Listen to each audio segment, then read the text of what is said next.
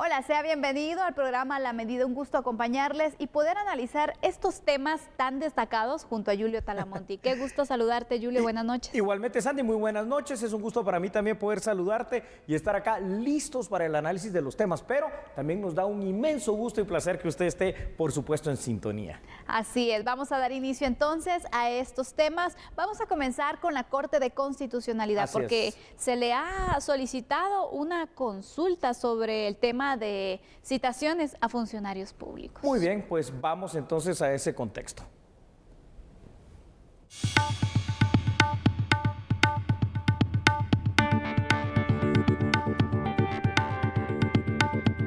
Los alcances del artículo 168 de la Constitución Política de la República de Guatemala respecto al deber de los funcionarios o empleados públicos de acudir al Congreso de la República e informar sobre asuntos de su competencia cuando sean requeridos.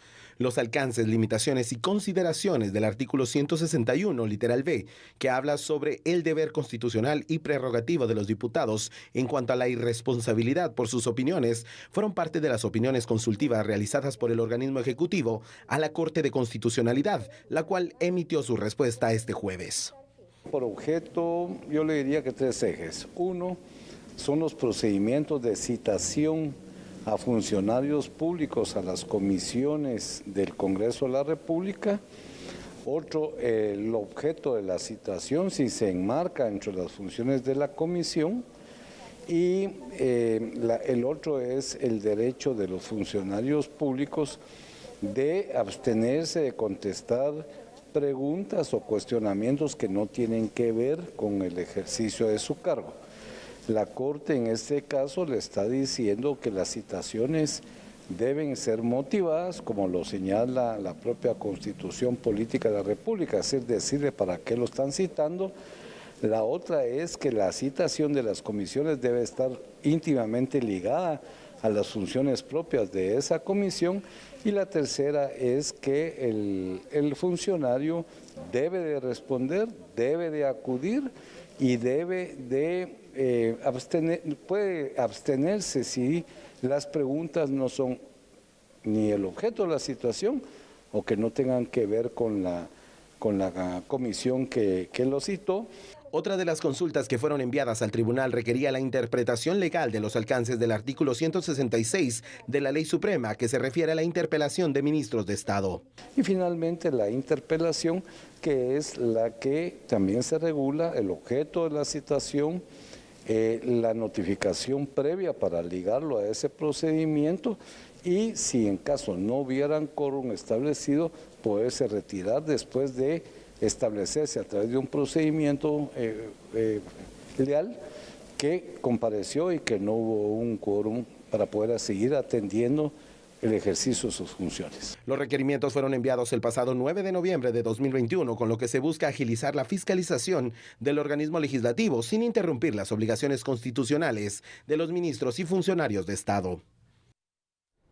Bueno, empecemos el análisis, y esto debe de basarse, como toda resolución de la Corte de Constitucionalidad, Sandy y televidentes, en una ley, y es la ley máxima, la ley suprema, la Constitución Política de la República de Guatemala. Aquí estamos hablando del artículo 166, 167, 168, 161, porque hay que hacer una diferenciación que es muy importante, Sandy. Hay dos formas de poder acudir al Congreso de la República cuando eres requerido.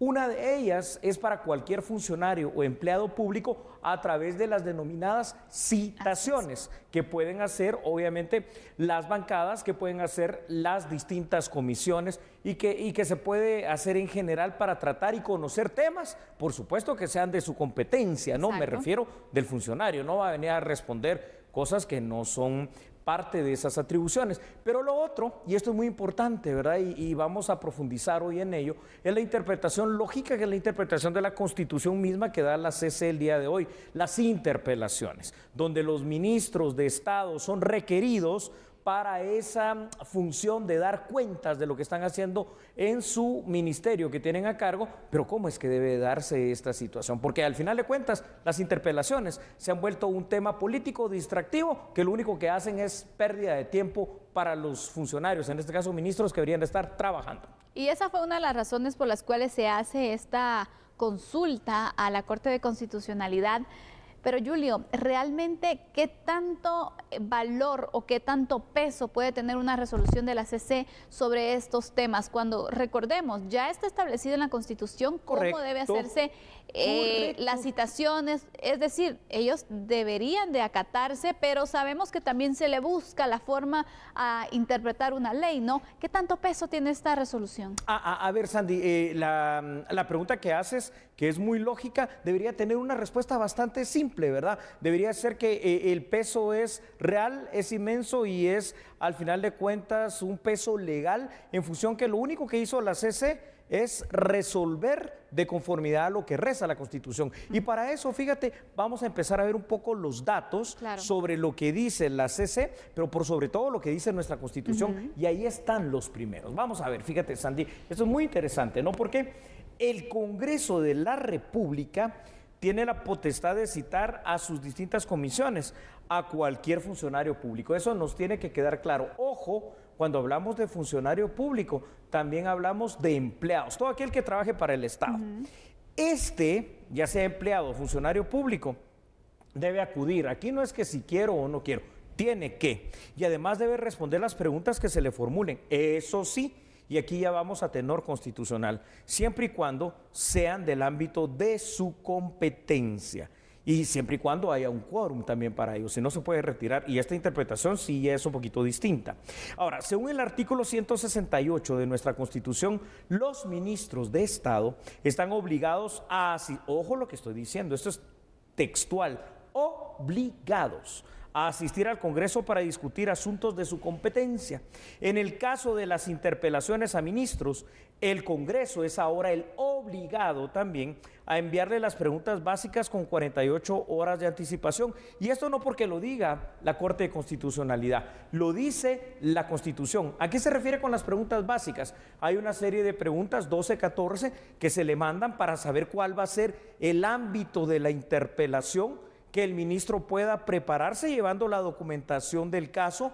Se puede hacer acompañar de asesores y viceministros, van a entrar 2 personas con él, pero solo él va a responder. Y a las interpelaciones no es permitido que se le represente al ministro. En una citación pueden llegar sus viceministros. En cambio, en las interpelaciones, a tenor de la Constitución, forzosamente debe no solo de presentarse, sino que cuando está en medio de una interpelación no puede ni siquiera salir del país. ¿Es esta la vía para poder ordenar, Julio, las citaciones y las interpelaciones en el Congreso de la República? ¿O hace falta también incluso una modificación en la ley orgánica del organismo legislativo? Yo creo que sí, fíjate, Sandy, porque una cosa dentro de tantas funciones que tienen el Congreso como tal y los diputados de manera específica está obviamente en el tratar de ver una revisión de cuentas a través de estas preguntas, de estas interpelaciones, de estas citaciones. Pero es que otra situación, y eso ya es lo malo, lo que pasa aquí en Guatemala, cuando se abusa de las mismas, lo único que esto genera desgaste y pérdida de tiempo. Y considero que en todo caso sí debería de haber alguna regulación de que si ya te citaron 10, 20 veces en el año, o sea, eso no puede darse. Tiene que haber una situación que limite esto, porque si no de nada nos sirve un ministro con sus viceministros que estén en el Congreso y que su cartera a cargo esté simple y sencillamente desatendida. ¿Qué ha pasado? Hay ministros que han estado durante meses también llegando, ya sea citaciones o bien en las interpelaciones que se convierten en algo eterno. Eternas, ¿verdad? ¿Te parece si vamos con otros datos para poder entender todavía mejor el ámbito legal de lo que interpretó la CC, que tampoco inventó el agua azucarada, dijo lo que dice la Constitución? En el ámbito de las interpelaciones, ojo, cualquier diputado puede formular las preguntas adicionales fuera de las preguntas básicas que estime pertinentes. Ahora, el artículo 167, Sandy, de la Constitución reza que si se le plantea interpelación a un ministro, mientras esta dure, no puede salir del país. Los ministros de Estado tampoco van a poder excusarse de responder a las preguntas de la interpelación, pero sí pueden pedir una ampliación, es decir, que en un plazo de unos 2, 3, 5 días van a enviar la respuesta y la documentación pertinente. En el caso de las citaciones, esto ya es diferente, sobre todo el tema de los ministros, ellos se pueden hacer representar por los viceministros, y qué bueno, porque algo tendrán que hacer también los viceministros, ¿no?, en este tema. Y en general todo funcionario de empleo público está, nuevamente reiteramos, obligado a acudir al Congreso, obligado a informar lo que sus comisiones o bloques legislativos, me refiero del Congreso, le estén exigiendo y le estén pidiendo. Pero dos cuestiones nuevas que son la interpretación hoy de la Corte de Constitucionalidad. Siempre que sean del ámbito de su competencia, eso está en la Constitución, y siempre y cuando haya quórum en el Pleno para interpelación o siempre cuando haya quórum en el seno de la comisión. De lo contrario, dice que pueden ir y deben ir a seguir trabajando, porque para eso es que les pagamos a los funcionarios públicos. Aquí cabe algún recurso también, Julio, porque el Congreso también se va a pronunciar, sí, seguramente. Bueno, sí, ¿verdad, Sandy? Si hay posibilidad de que el Congreso haga, por ejemplo, la solicitud de un recurso de ampliación para poder tener una mejor explicación, pero no va a cambiar la esencia de lo que hoy está resolviendo la Corte, simple y sencillamente por una cosa. Básicamente es taxativamente, es decir, es pie de puntilla, claro, literalmente lo que reza la Constitución, y así tiene que ser, Sandy. ¿Se regularán o no las citaciones y las interpelaciones en el Congreso de la República? La CC ya indicó la forma en la que se deben realizar. Veremos entonces en la práctica cómo se hace. No abusar de las mismas, esa es la esencia. Vamos con más información. Y bueno, las autoridades de Relaciones Exteriores evalúan el estado de salud de los menores migrantes no acompañados que fueron localizados en un centro en Yuma, Arizona. El que nos enteramos el día de ayer en Yuma, Arizona, enviamos a la vicecónsul nuestra en Tucson a que fuera a revisar cómo estaba ese procedimiento, pues ellos habían realizado una visita en el pasado mes de noviembre a ese centro y fueron a corroborar lo que ya sabíamos, de que en ese centro en específico no hay una cantidad importante de guatemaltecos en comparación con otras nacionalidades. Actualmente en ese centro se entrevistaron el día de ayer a 6 menores no acompañados a los que se les está dando el seguimiento correspondiente. Por aparte, durante estas primeras semanas del año, la Secretaría de Bienestar Social ha reportado la atención de más de 50 niños y adolescentes que viajaban a los Estados Unidos no acompañados. Durante esta primera quincena es importante mencionar que llevamos 51 niños atendidos en niñez migrante no acompañada. El año pasado se atendió a más de 8.100 niños de diferentes regiones, tanto del país como de diferentes nacionalidades. En el nuevo programa de niñez migrante no acompañada, en donde se les atiende inmediatamente para restituir los derechos humanos de estos niños. Bueno, es importante mencionar que dentro de Guatemala hay 3 municipios que son los más, 3 departamentos que son los más, que tienen más flujo de niñez migrante no acompañada, como lo es Quiché, Huehuetenango y San Marcos. Son los 3 departamentos que expulsan más niños migrantes no acompañados.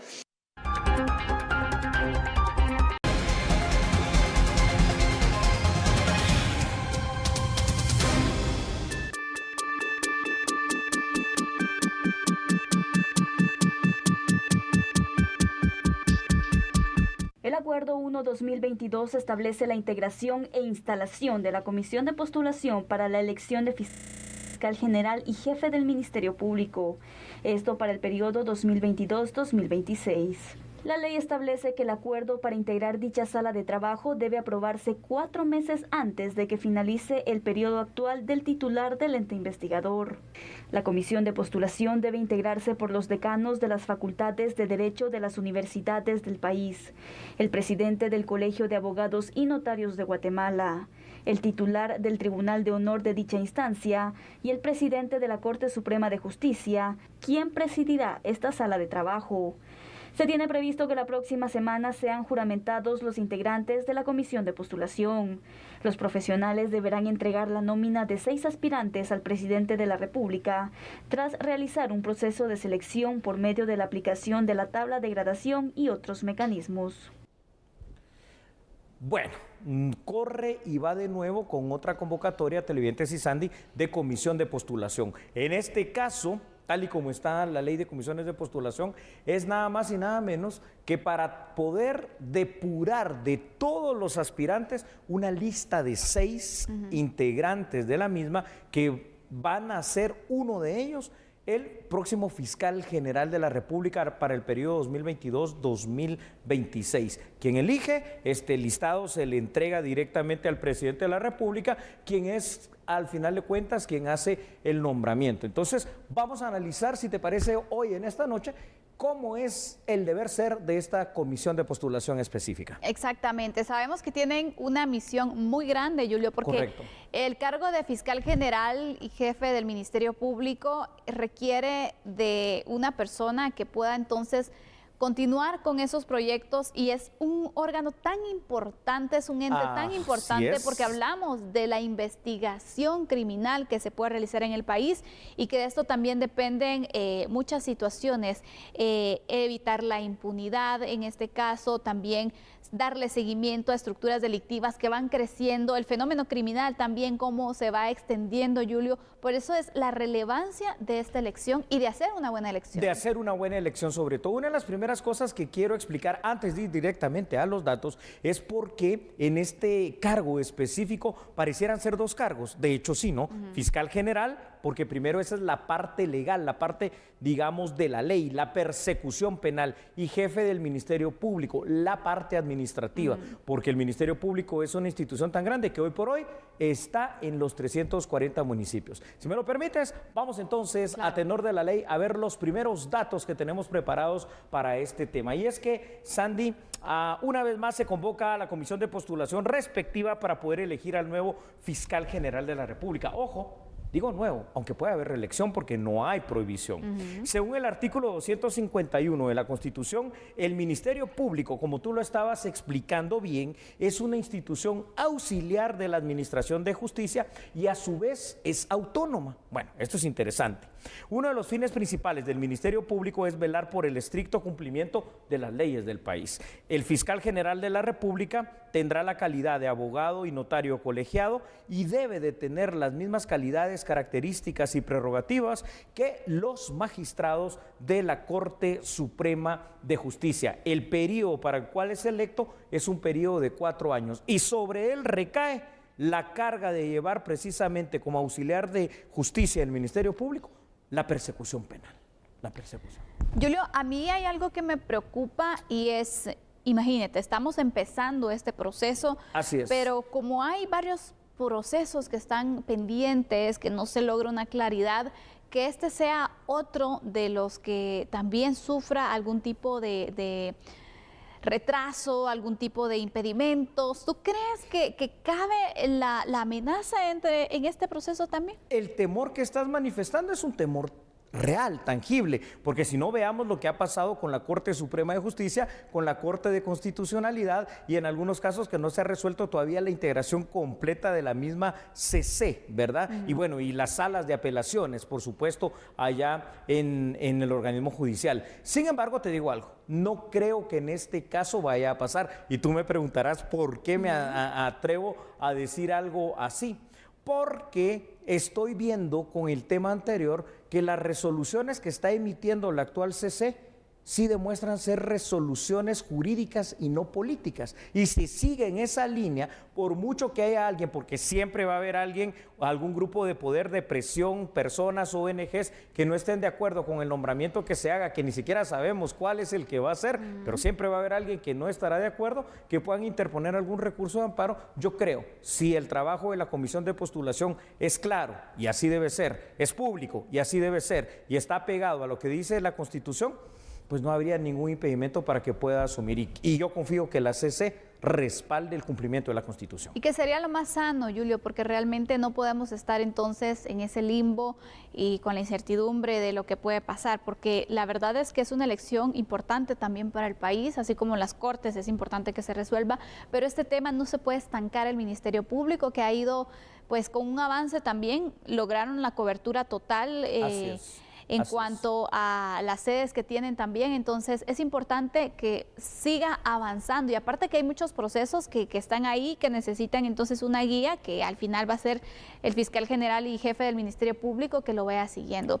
Julio, pero al final el proceso sabemos que la comisión de postulación va a llevar todo un proceso, un trámite, que finalmente va a terminarse con la selección de 6 candidatos que llegarán al presidente de la República. Vamos avanzando con eso. Con mucho gusto, vamos al tenor constitucional y de la ley. Usted lo tiene ahí en pantalla, por favor, síganos. El presidente de la República, al final de cuentas, va a ser la persona encargada constitucionalmente de nombrar al fiscal general de la República, precisamente de una nómina de 6 candidatos que son los finalistas propuestos por la comisión de postulación.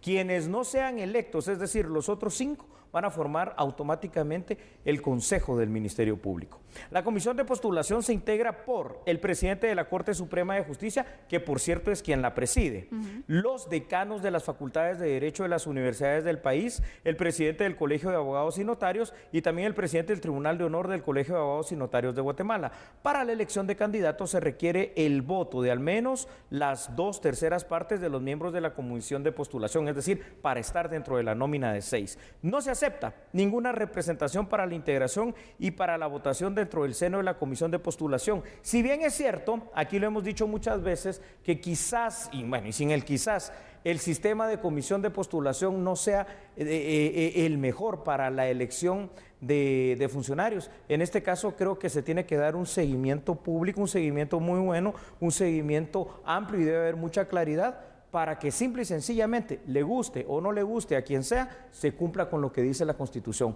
Hagan su trabajo, el presidente nombre y el próximo fiscal dure en el mandato esos 4 años, eso sí, exigiéndole que cumpla definitivamente con su mandato, no de ser político, porque no es político, sino de ser técnico jurídico en la persecución penal. Y es que al final, aunque el tema de las comisiones de postulación sean criticadas, es lo que la ley establece, Yuri. Mientras no se haga una modificación, se debe acatar lo que está en ley. Y dentro de este proceso va a establecerse un cronograma de trabajo por parte de la comisión de postulación, donde se tenga entonces la recepción de expedientes, también poder recibir tachas por parte de la sociedad civil, de los distintos sectores, también la defensa de esos señalamientos por parte de las personas afectadas, la serie de entrevistas que se van a hacer a los candidatos. Exactamente, eso es parte de ese proceso que se lleva a cabo, y finalmente pues decidir quiénes serán los 6 que integrarán este listado que llegará al presidente de la República. ¿Cuántos se postularán? Es una de las a eso iba. Fíjate, más que a cuántos, que esperemos que sean varios, esperemos que sean varios o pocos, se postule la mejor calidad. No estoy hablando de cantidad, sino que la mejor calidad de abogados guatemaltecos. Hay muchos, hay varios, pero muchas veces los abogados guatemaltecos deciden no participar precisamente en estos procesos porque ven esa parte en la cual hay cierta decepción por ser temas eminentemente políticos. Hoy tiene que ser una elección técnico-jurídica, por méritos, la meritocracia, la experiencia, el conocimiento, el hecho de tener las calidades, las calificaciones, las cualidades, y también tener hasta el ámbito académico, jurídico y la práctica profesional correspondiente. Exactamente, así que vemos entonces ese perfil que debe tener también un fiscal general, Julio, que por cierto también maneja ciertas cualidades que debe tener una persona que esté en la Corte Suprema de Justicia, un magistrado, por ejemplo. Así es. Tiene similitudes, las mismas calidades. Una cosa muy interesante, ¿no?, de lo que ha pasado en Guatemala, y eso pues ya es solo una cuestión de anécdota, ir a ser hombre o mujer, porque anteriormente, te recuerdas, cuando inició el Ministerio Público era un cargo exclusivo de hombres, cosa que uno no entendía por qué. Se ha venido rompiendo esa tradición, en las últimas 3 fiscales generales han sido mujeres, y ahora esperemos que sea hombre o mujer, que sea el mejor o la mejor de los que se presenten dentro de esa nómina de candidatos. Así que ahí lo tiene usted, ya listo y convocado el proceso para poder elegir al próximo y futuro fiscal general de la República, que tomará posesión en el mes de mayo. Continuamos. Así es, vamos ahora a trasladarle otras noticias, porque mañana a las 10 de la mañana el presidente de la República presentará su segundo informe de gobierno ante el Congreso de la República. 85 páginas con datos de 68 instituciones conforman el segundo informe general de la República, que será presentado por el mandatario este 14 de enero en una sesión solemne programada para las 10 de la mañana en el Congreso de la República. El informe contiene 6 capítulos, entre ellos la atención a la emergencia COVID-19, economía, competitividad, seguridad y desarrollo. El señor presidente estará el día de mañana apersonándose al Congreso de la República de Guatemala para presentar el informe general de la República. Esto es un pleno ejercicio de rendición de cuentas al pueblo de Guatemala, en donde el señor presidente estará presente en el Congreso. Nos estamos encargando de que la población en general reciba el informe de gobierno y que cada uno de nosotros podamos leerlo sin ningún tipo de complicación. Lo vamos a estar recibiendo por los canales institucionales también y sobre todo de forma personal. La población tendrá acceso al documento por medio del sitio web informerepublica.gt, en el cual se detalla el avance de las 50 metas de gobierno y los retos para los próximos 2 años. Respecto al documento, únicamente se han impreso 75 copias en la tipografía nacional que se entregarán a la Junta Directiva del Congreso y el cuerpo diplomático. Bueno, y hablando del Ministerio Público, cuando regresemos, el siguiente tema. Precisamente la Fiscalía Especial contra la Impunidad, FESI, ha solicitado el retiro de la inmunidad llamada ante juicio de la jueza Erika Ifán. Ya volvemos, somos a la medida.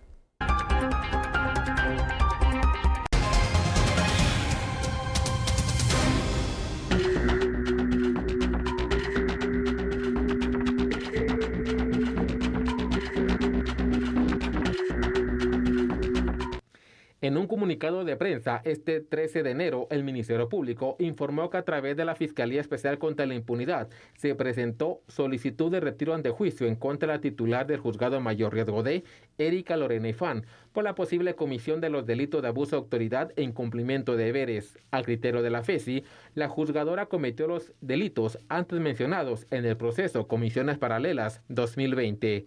En esta carpeta judicial, excomisionados y abogados quedaron sujetos a una investigación y algunos en prisión preventiva por haber sostenido supuestamente reuniones con un reo para acordar sobre cómo integrarían las nóminas para la elección de las autoridades de la Corte Suprema de Justicia y salas de apelaciones.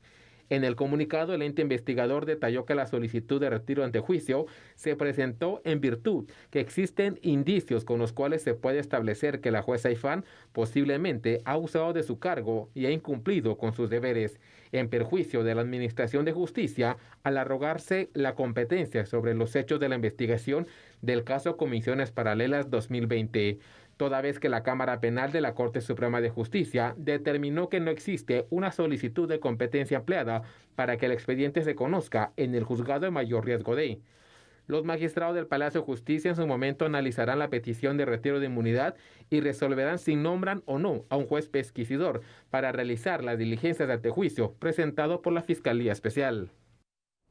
Vamos a partir, televidentes, de una base, y Sandy también. ¿Y aquí cuál es esa base? Nadie en Guatemala, ningún funcionario, empleado público o lo que sea, tenga o no tenga derecho ante juicio, puede ser superior a la ley. Claro. Entonces, si existen indicios, tal y como lo dice la Fiscalía Especial contra la Impunidad, FESI, del Ministerio Público, de la posible comisión de 2 hechos delictivos, en este caso por la jueza Erika Ifán, lo que compete ahora es que la Corte Suprema de Justicia designe a un juez tercero, un juez externo, que se llama juez pesquisidor. ¿Para qué? Para que pueda haber todo el procedimiento, las pruebas de cargo que puedan haber, pero también de descargo, y entonces ya se tome la decisión si se retira o no por parte de la Corte Suprema de Justicia la protección llamada derecho de antejuicio, que en este caso gozan pues todos los jueces del país. Pero corriba de nuevo, Julio, porque ¿cuántas veces no han solicitado el retiro del antejuicio a la jueza Erika Lorena Ifán? Algo hay ahí, ¿no? Exactamente, ya van varias veces que se hace esta solicitud y ninguna ha tenido pues un efecto, ¿no? Sino que se ha quedado ahí y ahora ¿qué diferente existirá? ¿Se podrá entonces conocer ya en una investigación, en un juicio, las acusaciones en contra de la jueza? Yo tengo la esperanza que sí, no por el tema de juez, jueza, quien sea, sino porque este es el tema de la justicia en Guatemala, que tiene que ser igual y pareja para todo el mundo. Lo que pasaba anteriormente, y aquí voy a ligarlo con el tema anterior y el primero también, es que han habido en las últimas 2 cortes de constitucionalidad, sobre todo la última antes de la actual, una situación de resoluciones que habían sido del ámbito político más que jurídico, que protegían por defecto a varios funcionarios. Entre ellos hay que hablarlo claramente a la jueza Erika Ifán. Si hay indicios y el juez pesquisidor dice hay que investigar, pues que se investigue, como se investiga a cualquier ciudadano guatemalteco. ¿Cuál es la prebenda? Ninguna. ¿Vamos con datos? Vamos con datos, porque a veces el antejuicio es sinónimo de inmunidad, ¿no? Correcto, Sandy, lo has dicho muy bien, porque en Guatemala precisamente la palabra antejuicio, que es una protección, ha pasado a ser directamente un sinónimo de inmunidad, por no decir de impunidad para los funcionarios públicos. El antejuicio, vamos a hablar ahora ya en la parte jurídica, es la garantía que otorga la Constitución Política de la República de Guatemala a funcionarios públicos para que no sean sometidos a un procedimiento penal así por así.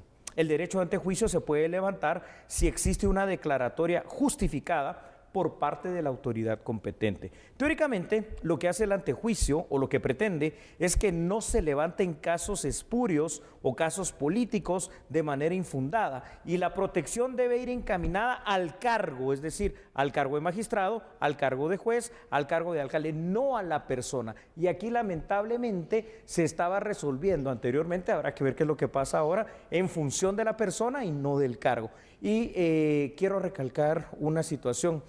Si nos vamos al artículo 151 al 155 de la Constitución, es clara que los funcionarios públicos solo pueden hacer aquello que les permite la ley y que nadie, absolutamente nadie, es superior a la misma. Aparte nos habla la misma Constitución del imperio de la ley, y el artículo 204, que toda resolución de cualquier tribunal o juez debe estar basado en ley y sobre todo en la Constitución. Así que bueno, que se investigue, ¿no? El que nada debe, que nada tema. Por supuesto, Julio. Mira, el tema del antejuicio a nivel general creo que es un tema muy controversial y complicado.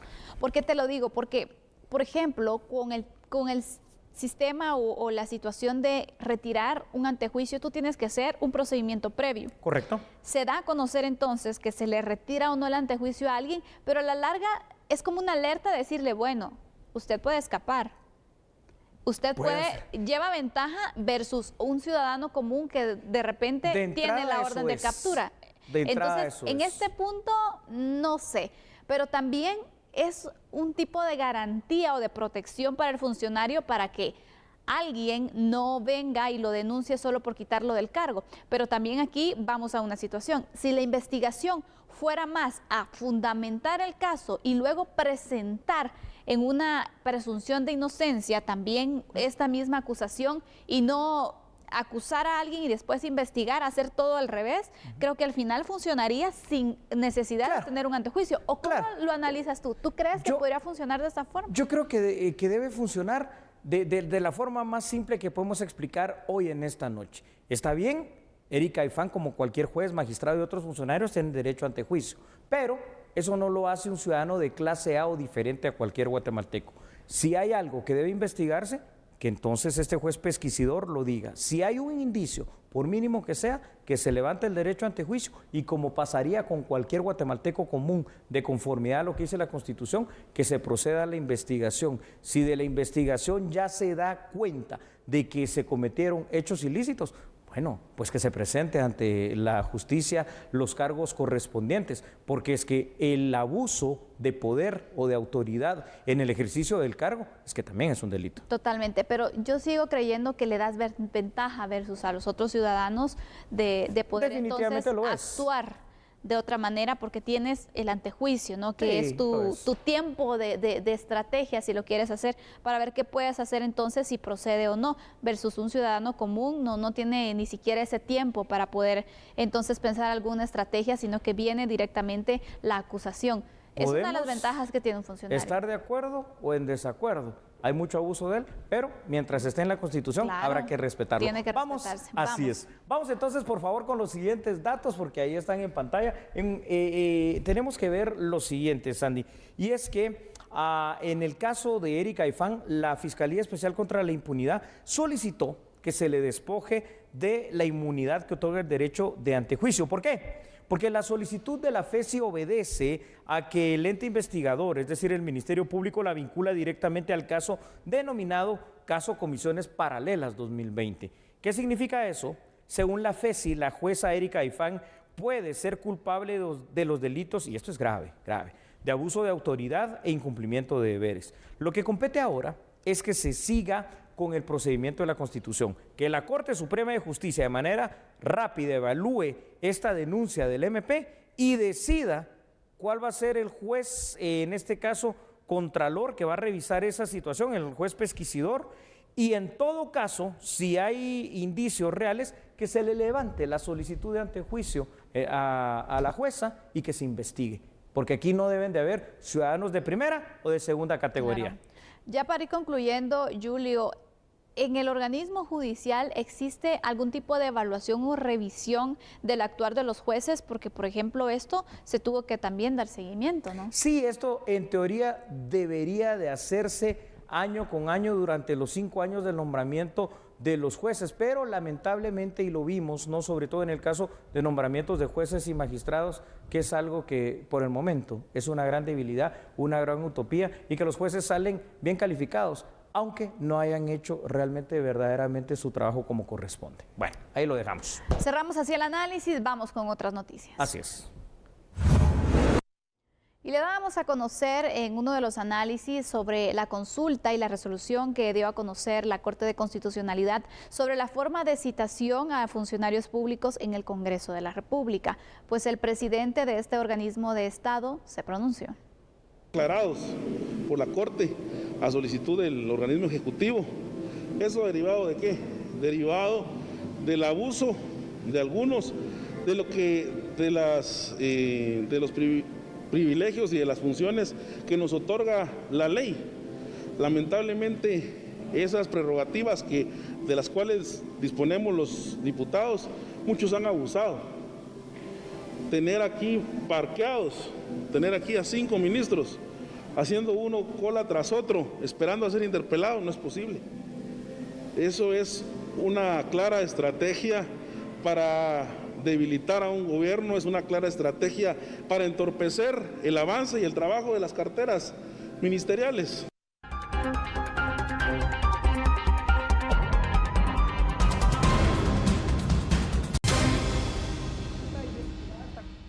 La Corte de Constitucionalidad de Guatemala explicó que el organismo ejecutivo tiene la potestad suficiente para crear un manual para el tema de las consultas comunitarias. Por favor, vea la información aquí en A la Medida.